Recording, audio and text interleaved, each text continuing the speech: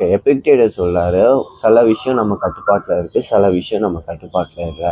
அந்த செப்பரேஷன் வந்து நம்மளுக்கு தெரிஞ்சாலே நிறைய பிரச்சனைகள் நம்ம வந்து சால்வ் பண்ணலாம், நம்ம ஹாப்பியாகவும் இருக்கலாம் அப்படின்னு சொல்கிறாரு. நம்ம chief task in life is to separate what's in our control, what's not in our control.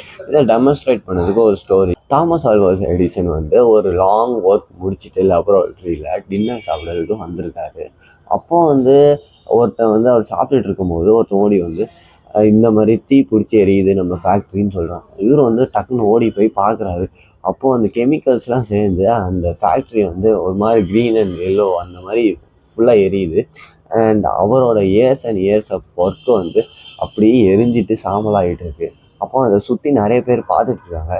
Thomas Alva Edison காமாக அந்த பக்கத்தில் அந்த பில்டிங் பக்கத்தில் போய் அவங்க பையனை தேடுறான், எங்கே இருக்காருன்னு. அப்புறம் அவன் பையனை பார்த்தோன்னே, உங்கள் அம்மா அவங்க ஃப்ரெண்ட்ஸு எல்லாரையும் கூட்டிகிட்டு வா, இந்த மாதிரி ஃபயரை யாராலையும் பார்க்க முடியாதுன்னு சொல்கிறாங்க. இது ஒரு அமேசிங்கான ரியாக்ஷன். அது ஒரு அவரோட அவுட் சைடு த கண்ட்ரோல்னு அவர் தெரிஞ்சிச்சு. அவர் வந்து அதை என்ஜாய் தான் பண்ணுறாரு, ஒரு லவ்வோட, ஒரு ஸ்மைலோட. அவர் என்ன ஒரு ரியாக்ஷன் கொடுத்துருக்கலாம் நீங்கள் எதிர்பார்க்குறீங்க? அவர் மேபி அழுதுருக்கலாம், மேபி ஒரு சோகமாக கத்தியிருக்கலாம், மேபி எனக்கு மட்டும் ஏன் இப்படிலாம் நடக்குது மேபி கத்தியிருக்கலாம். அப்போது அதெல்லாம் அந்த ரியாக்ஷன் எதாவது பண்ணாலும் எதாவது கிடைக்க போதா? இன்னும் நீங்கள் திங்க் பண்ணி பார்த்தீங்கன்னா அதுதான் அமேசிங்கான ரியாக்ஷன்.